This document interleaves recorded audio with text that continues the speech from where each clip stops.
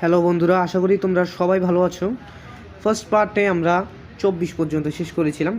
এবার আমরা পুরো 109টি আজকে শেষ করতে পারলে করব, না হলে আরেকটি পার্টের মধ্যে আমরা শেষ করে দেব।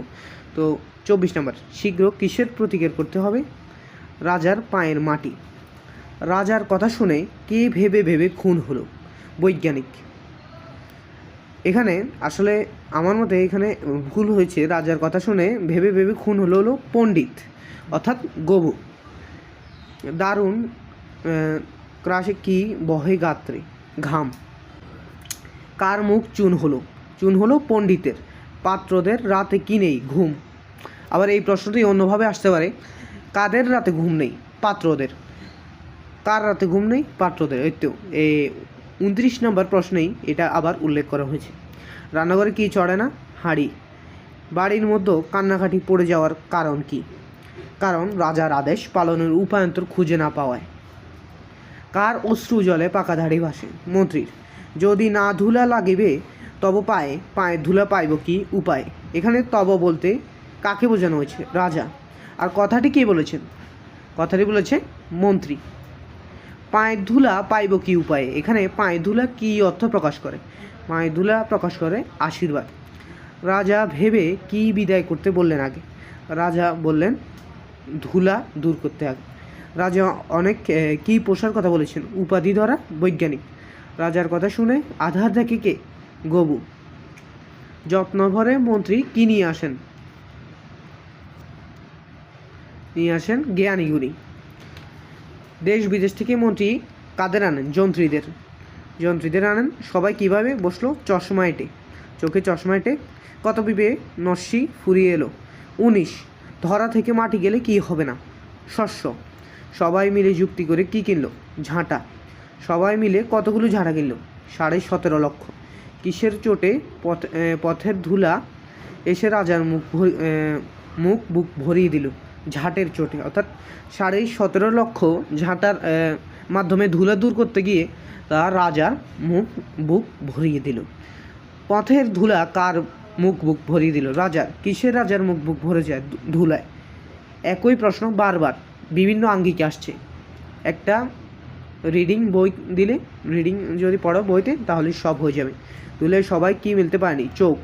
ধুলার মেঘে কি ঢাকা পড়ে? সূর্য। ধুলার ব্যাগে লোক কিভাবে মরে? কেশে মরে। কিভাবে মরে? কেশে। ধুলার মাঝে কি উজ্জ্বল হয়? নগর। এখানে যদি রাজ্য দেওয়া হয় তখন অনেকে রাজ্য দিয়ে দিবি, কিন্তু রাজ্য হবে না, এটা হবে নগর। করিতে ধুলা দূর, এরপর চরণ কি? জগৎ হলো ধুলায় ভরপুর। এটা কিন্তু বুঝার মতো। এটা সহজ, কবিতা পাঠ করলেও বুঝে যায়, আবার এটি মিলিয়ে পড়লেও এটা সহজেই বুঝে যায়। 21 লাখ ভিস্তি নিয়ে লোক ছুটলো কেন? ছুটলো রাজ্য থেকে ধুলা দূর করতে। পুকুর বিলে শুধু কি পড়ে থাকলো? পাক। পাক অর্থ হলো কাদা। পুকুরে শুধু পাক পড়ে থাকলো কেন? সব পানি রাজ্যের লোক নিয়ে যায় বলে। নদীর জলে কি চলে না? নৌকা, মানুষ, মাছ, পানকড়ি। নদীর জলে নৌকা চলে না।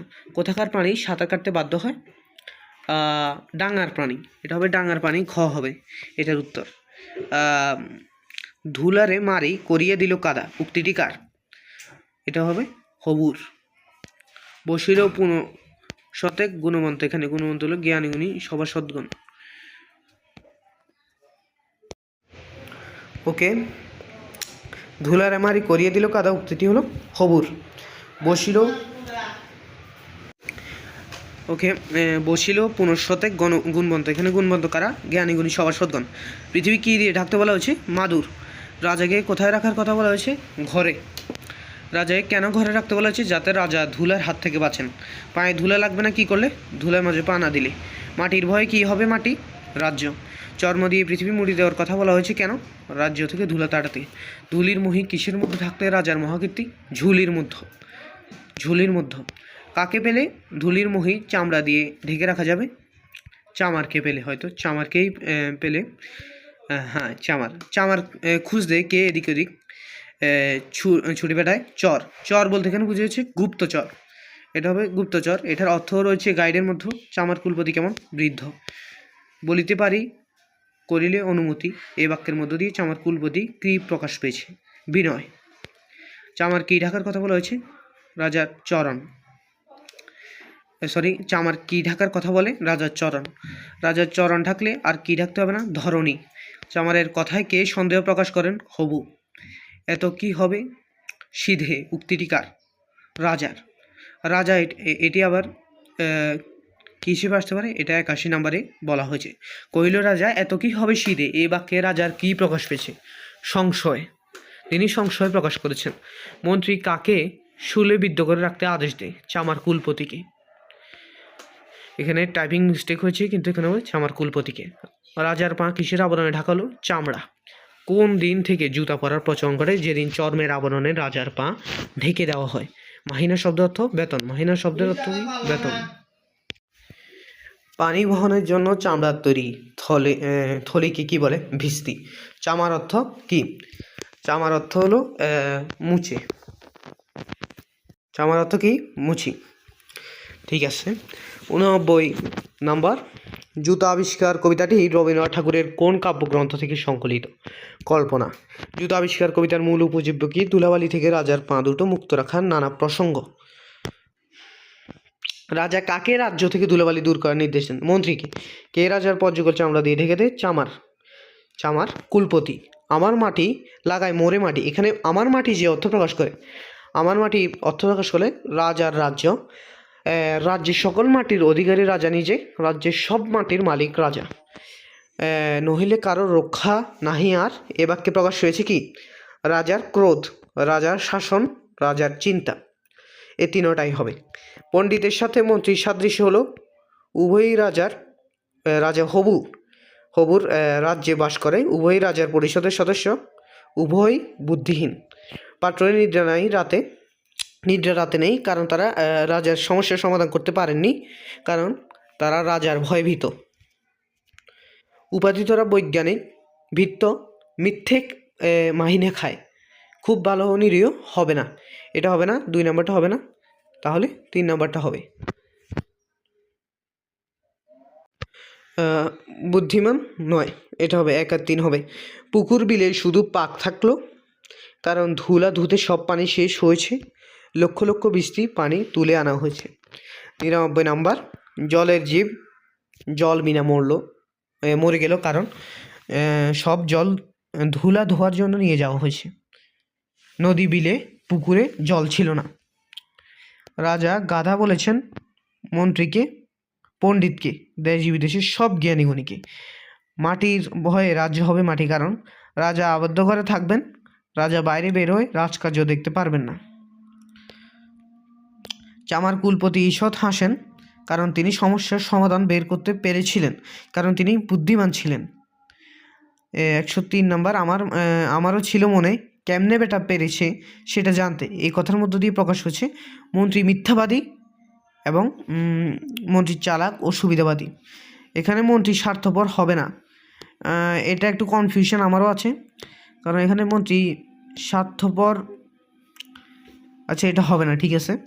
কারণ মন্ত্রী মিথ্যা কথা বলেছে এবং মন্ত্রী শেষ সময়ে এসে নিজেকে রক্ষা করতে, রাজার শাস্তি থেকে নিজেকে রক্ষা করতে সে নিজে সুযোগ গ্রহণ করেছে। চামার কুলপতির বুদ্ধির সুযোগ নিয়ে সে নিজে রাজার শাস্তির হাত থেকে রক্ষা পায়, তাই সে চালাক ও সুবিধাবাদী। আর সে যেহেতু মিথ্যা কথা বলেছে তাই সে মিথ্যাবাদী। কিন্তু এখানে স্বার্থপরতার কিছু দেখা যায়নি, এখানে কোনো স্বার্থপরতা কিছু দেখা যায়নি। উদ্দীপকটির সাথে তোমার পঠিত কোন কবিতার সাদৃশ্য রয়েছে? তাহলে আমাদের আগে উদ্দীপকটি পড়তে হবে। আসলে এখানে টাইপিং মিস্টেক হওয়ার কারণে এখানে উদ্দীপকটি আসেনি, তাহলে এটা আমরা বাদ দিচ্ছি। এখানে আরেকটি উদ্দীপক, সফদার ডাক্তার মাথা ভরা ডাক্তার, খিদে পেলে পানি খায় চিবিয়ে। আমরা জানি পানি চিবিয়ে খাওয়া সম্ভব নয়, অর্থাৎ সম্ভব, কিন্তু তিনি চেয়ারেতে রাত দিন বসে গনে 2-3 পড়ে বই আলোটারে নিবিয়ে কি কখনো বই পড়া সম্ভব না? তাহলে সফদার ডাক্তারের সাথে জুতা আবিষ্কার কবিতা কাদের মিল রয়েছে? দেশ বিদেশের পণ্ডিতদের। এটা মিল রয়েছে কেন?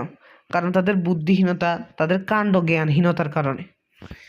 মিলের ক্ষেত্রগুলো বুদ্ধিহীনতা, আর মিলের ক্ষেত্রগুলো বুদ্ধিহীনতা ও আজগুবি কর্মকাণ্ড, এই দুইটায়। আবার কাণ্ডজ্ঞানহীনতা থাকলে সেটাও হবে। ইমরানের গ্রামে খাবার পানির খুব অভাব হয় চৈত্র মাসে। গ্রামের মোড়ল ও মাতব্বর যারা আছেন তারা কেউ কোনোভাবে কোনো সমাধান বের করতে পারেন না। শেষে ইমরান বলে, আমরা বর্ষাকালে কূপ খনন করে পানি সংরক্ষণ করতে পারি। উদয় ইমরানের সাথে জুতো আবিষ্কার কবিতার সাদৃশ্য জাম আর কুলপতির। সাদৃশ্যের কারণ উভয় বুদ্ধিমান, উভয় সমস্যার সমাধান করে। এটার মাধ্যমে শেষ হলো আমাদের 109টি MCQর পার্ট। আশা করি আপনাদের সবার এটি ভালো লেগেছে। এটি যেহেতু আমার নতুন চ্যানেল আরও অনেক কিছু ইমপ্রুভ করা আছে, তো আপনারা সাজেস্ট করতে পারেন আমি কি ইমপ্রুভ করতে পারি।